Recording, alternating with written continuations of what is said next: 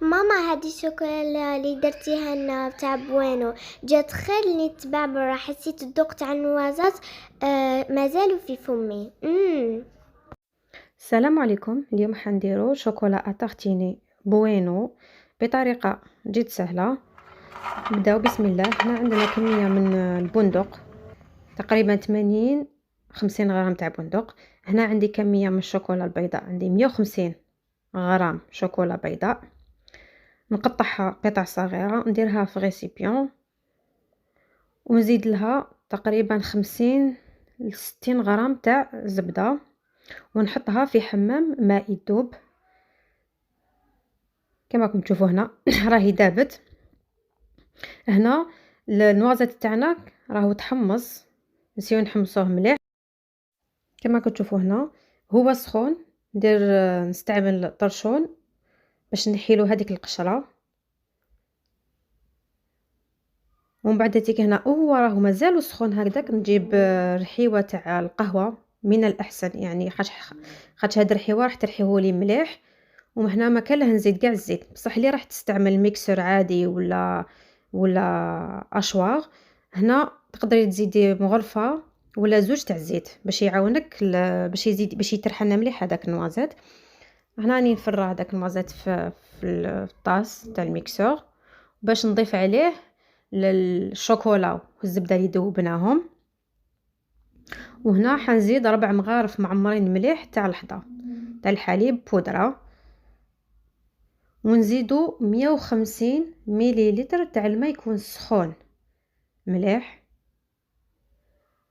كما راكم تشوفوا. هنا اللي ما عندهاش الميزان ولا ما عندهاش باش تكيل، تقدر الكأس اللي تستعمل فيه اللحظة دير كاس يكون تاع اللحظة، نفس الكاس دير كاس غير بعد تاع الماء. هنا بعد ما تخلطت مليح هذيك النوازات مع الشيكولا والزبده، شفت اللون تاعو بان لي بلي شويه جاي فاتح. هنا زدت له كميه صغيره تاع شوكولا تاع نوازات، وتقدروا ديروا شوكولا نواغ ولا شوكولا بالحليب باش تعطينا برك هذاك اللون تاع الشوكولا تارتيني بوينو. هنا كما راكم تشوفوا الخليطه يبان سائل، بصح هنا كي تبرد باش مازالو سخون، كي تبرد تشوفوا القوام تاعها كيفاش ولا شايد روحو، يجي كريمي، يجي بزاف بنين. هنا حندير شوكولا هذيك اللي فيها شوكولا روشي، زدت لها كميه من البندق مرحي. هاي لك. هنا تقدروا تستعملوا يعني الكاوكاو ولا لوز يكون مرحي. هنا بعد ما بردوا تشوفوا القوام تاعهم كيفاش يجي، كما شفتوه في اول فيديو القوام تاعهم يجي هايل، يجي كريمي. واللي يحبوا الشوكولا تاعهم تجي سائله اكثر، هنا يقدروا يزيدوا الماء. شوفوا القوام تاعها كيفاش تجي، يعني تجي هي.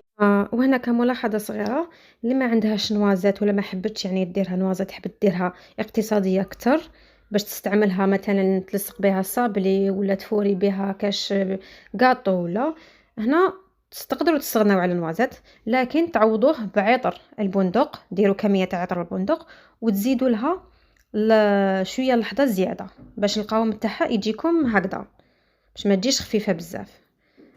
هنا ما بقى لي غير نقول لكم يعطيكم الصحه على المشاهده، ما تنساوش تشتركوا في القناه. سلام.